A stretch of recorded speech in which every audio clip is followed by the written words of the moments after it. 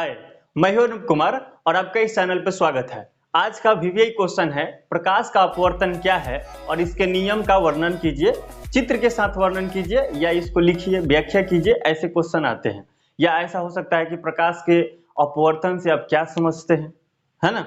तो इसके बारे में आपको लिखना है, ध्यान रखना है। प्रकाश का अपवर्तन, इंग्लिश में इसको बोलते हैं रिफ्रैक्शन ऑफ लाइट। प्रकाश का अपवर्तन, रिफ्रैक्शन ऑफ लाइट, ये क्या है, इसके नियम का उल्लेख करें। दिस इज द क्वेश्चन, है ना। तो आज हम लोग इसको पढ़ेंगे। इससे पहले मैं आपको एक बात बता रहा हूं कि 12 कक्षाओं तक प्रकाश का जो घटनाएं हैं वो लगभग 8 या 9 घटनाओं को पढ़ना है और 10वीं कक्षा तक 4 घटनाओं को पढ़ना है, मात्र 4। अगर कोई छाया को अगर काउंट करना चाहे तो वो 5 कह सकता है, पर मुख्य रूप से 4 ही है। एक प्रकाश का परावर्तन, प्रकाश का अपवर्तन, प्रकाश का वर्ण विक्षेपण और प्रकाश का प्रकीर्णन, जिसमें से प्रकाश का परावर्तन वीडियो इस चैनल पे अपलोडेड है, आप उसको देख सकते हैं।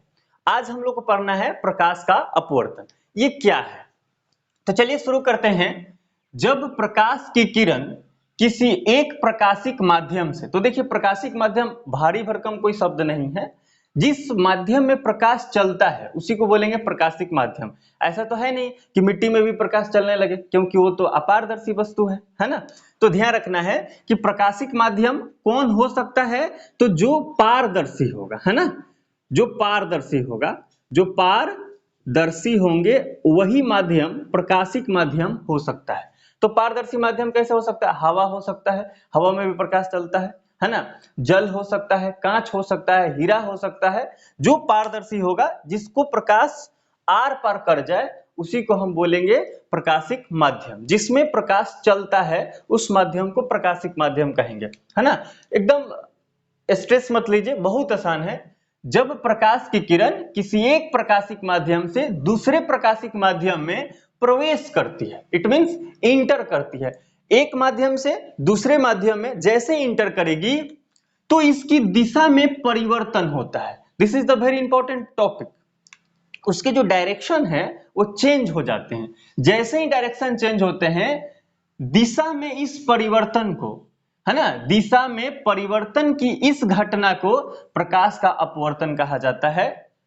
मोटा मोटी अब तक हम लोगों ने यही समझा है कि जब प्रकाश की किरण एक माध्यम से दूसरे माध्यम में प्रवेश करती है तो वो उसकी दिशा में विचलन होता है, उसकी दिशा में परिवर्तन हो जाता है। अगर जा रही थी इस डायरेक्शन में तो इधर या इधर मुड़ जाएगी कंडीशन के अनुसार, है ना। तो प्रकाश की एक ऐसी घटना, ये प्रकाश का फेनोमेना है। घटना को इंग्लिश में फेनोमेना शब्द प्रयोग करते हैं, तो ध्यान रखिएगा। प्रकाश का एक फेनोमेना है कि एक माध्यम से दूसरे माध्यम में जब प्रकाश पहुंचेगी तो उसकी दिशा में परिवर्तन हो जाए। मैं आपको एक सिंपल से एग्जांपल से समझाना चाहूंगा कि जब आप ही बाइक अगर ड्राइव करना चाहेंगे तो एक सड़क पे बहुत सारा, सोचिए कि लोग हैं, जस्ट लाइक मेला लगा हुआ है, सड़क पे मेला लगा है। भारत में आमतौर पर ऐसा होता भी है कभी कभी, है ना। छोटे मोटे जो मेला लगते हैं वो रोड पे ही लग जाते हैं, रोड के किनारे। तो सड़क पे मेला लगा हुआ है, तो आप इस एक कंडीशन में बाइक चला रहे हैं और आपको उस रास्ते से जा रहे हैं, क्रॉस करना है। और एक कंडीशन है कि मेला नहीं लगा हुआ है, तब जाना है। तो किस कंडीशन में आप तेजी से जाइएगा, है ना।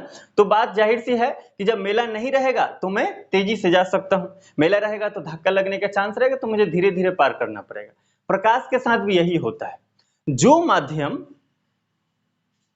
सघन होता है, सघन कहने का मतलब उसमें मोलेक्युल्स ज्यादा हैं, छोटे छोटे कण पार्टिकल्स ज्यादा हैं, तो रास्ते में डिस्टर्बेंस ज्यादा है, उसको बोलेंगे डेंसर मीडियम, है ना।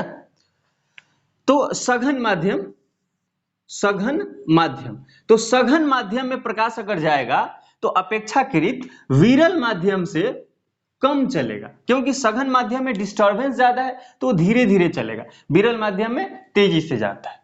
तो अब चूंकि प्रकाश के चाल में परिवर्तन होता है विभिन्न माध्यमों में, हर माध्यम के मोलेक्युल्स अलग अलग हैं, उसकी संरचनाएं अलग अलग है, तो प्रकाश की चाल हर प्रकाशिक माध्यम में अलग अलग होता है। इस अलग अलग के कारण ही प्रकाश के दिशा में परिवर्तन होता है। अगर प्रकाश का चाल हर जगह समान रहता तो हर जगह समान ही चलता, है ना।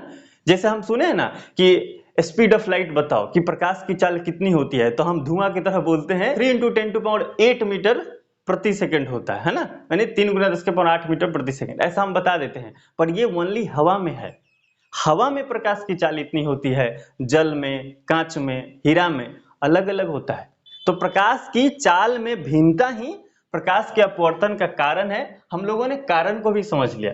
चित्र के साथ इसके चित्र भी अगर हम बनाना चाहें तो बना सकते हैं। ऐसे तो चित्र इसमें 2 बन सकते हैं, पर हम लोग एक ही चित्र को समझेंगे। देखिएगा दिशा में कैसे परिवर्तन होता है। आप क्या करिएगा, चित्र यहाँ पे बनाइएगा, है ना, इसको नीचे लिखिएगा। कैसे बनाना है चित्र, जैसे हमने 2 मीडियम को हमें दिखाना है ना, तो एक हमने इंटरफेस ले लिया और ऐसा सोचा कि इसके नीचे जस्ट वाटर है या कोई भी दूसरा माध्यम है ना, तो हम यहाँ पर वाटर लेते हैं, यहाँ दूसरा माध्यम है, ठीक है, और ऊपर एज्यूम करते हैं कि हवा है, तो हम लिख भी सकते हैं हवा और यहाँ लिख सकते हैं जल। इंटरेस्टिंग बात क्या है कि हवा और जल अगर माध्यम हो तो यहाँ पे हवा हो जाएगा विरल माध्यम, विरल माध्यम, और जल हो जाएगा सघन माध्यम, है ना। तो एक फैक्ट हमें इससे भी पता चलेगा, 1 मार्क्स में इससे हेल्प मिलेगा। तो समझिएगा,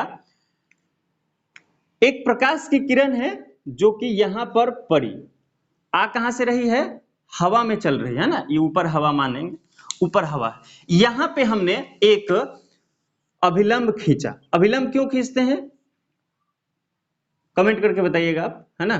तो हमने एक अभिलंब खींचा, अभिलंब खींचा। अब ध्यान से देखिएगा, प्रकाश इस दिशा में जा रही है तो एक्चुअल में इसे इस दिशा में जाते रहना चाहिए, जाते रहना चाहिए, किंतु जैसे ही इधर तो हवा था, मोलेकुल्स बहुत कम थे तो प्रकाश तेजी से गया, पर यहां जैसे पहुंचता है तो जल में मोलेकुल्स ज्यादा होने की वजह से हवा के कंपेयर में अब इसकी चाल धीमी हो जाएगी, और जैसे चाल धीमी होती है तो प्रकाश जो ये अभिलंब है ना, इसकी ओर शिफ्ट हो जाता है, यानी मुड़ जाता है। जाना चाहिए था इस दिशा में और ये शिफ्ट हो गया, मतलब अभिलंब की ओर मुड़ गया। तो ऐसे एक फैक्ट याद रखिएगा कि अगर प्रकाश विरल से सघन में जाता है, विरल से सघन में जाता है तो वो अभिलंब की ओर मुड़ जाता है, और यही उल्टा कर दे, सघन से विरल में जाता तो अभिलंब से दूर भागता। ठीक है, याद रखने जैसा। क्यों भाई, क्योंकि हम जैसे ही भीड़ मेला में से जा रहे हैं और खाली स्थान पर पहुंचेंगे तेज भागेंगे। हमें सिंपली इस बात को याद रखना है ना। तो इसको हम चित्र से यहां दर्शा सकते हैं। ठीक, दूसरी बात, प्रकाश के अपवर्तन के नियम को लिखें जो कि निम्न है। इसके 2 नियम है, प्रकाश के अपवर्तन के 2 नियम है जो कि निम्न है। ये प्रकाश के नियम है, देखिएगा, आपतित किरण, अपवर्तित किरण तथा आपतन बिंदु पर डाला गया अभिलंब, ये वाला ही अभिलंब है ना। तो ये है अभिलंब, अभिलंब प्रकाश, और ये है आपतित किरण, है ना, आपतित किरण। जब हम परावर्तन कर रहे थे तो जब दर्पण से वो रिफ्लेक्ट हो रहा था तो उसको हम बोले परावर्तित किरण, पर यहां अपवर्तन कर रहे हैं तो इस किरण को हम बोलेंगे अपवर्तित किरण, अपवर्तित किरण, है ना। और ये है आपतन बिंदु, आपतन बिंदु, इसी आपतन बिंदु पर हमने अभिलंब खींचा है। तो देखिएगा, आपतित किरण, अपवर्तित किरण तथा आपतन बिंदु पर डाला गया अभिलंब, तीनों, है ना, तीनों ऐसे लिखा जा सकता है, बिंदु पर डाला गया अभिलंब एक ही समतल में होता है ना। एक प्लेन सरफेस है ना, ऐसा एज्यूम करना है, ऊपर गया फिर नीचे गया, तीनों की तीनों एक ही समतल में है। और यदि हम परावर्तन पढ़ रहे थे तो क्या पढ़े थे, एक ही समतल पर है ना, एक समतल के ऊपर, और यहां पर क्या है, एक समतल में है, बस थोड़ा सा डिफरेंट है। ओनली किस चीज का डिफरेंट है, दिस इज द डिफरेंट, ध्यान रखना है। आपतित किरण, अपवर्तित किरण तथा आपतन बिंदु पर डाला गया अभिलंब तीनों एक ही समतल में होते हैं। ठीक है, दूसरे नियम पे आते हैं।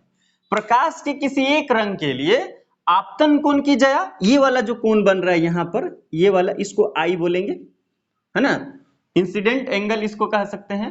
तो प्रकाश के किसी एक रंग के लिए आपतन कोण की जया आई तथा अपवर्तन कोण आर जो है, यहां पे आर बनेगा, अपवर्तन कोण आर की जया का अनुपात एक नियतांक होगा, और इसमें हम साइन लगा देंगे तो साइन आई बट्टा साइन आर बराबर कांस्टेंट, है ना, ध्यान रखना है। इसी नियम को स्नेल का नियम भी बोलते हैं,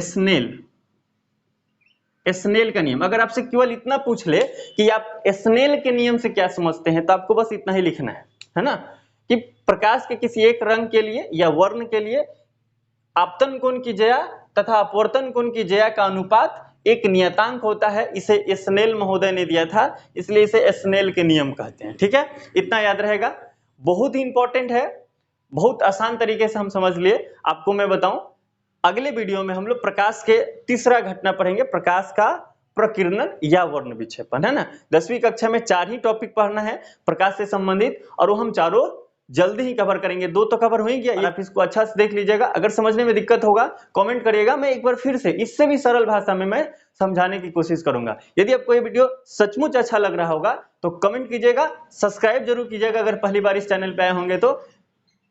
आपका प्यार बना रहा तो और भी बहुत सारा वीडियो आएगा, रिस्पॉन्स जरूर करिए। मिलते हैं नेक्स्ट वीडियो में, तब तक के लिए थैंक यू फॉर वॉचिंग।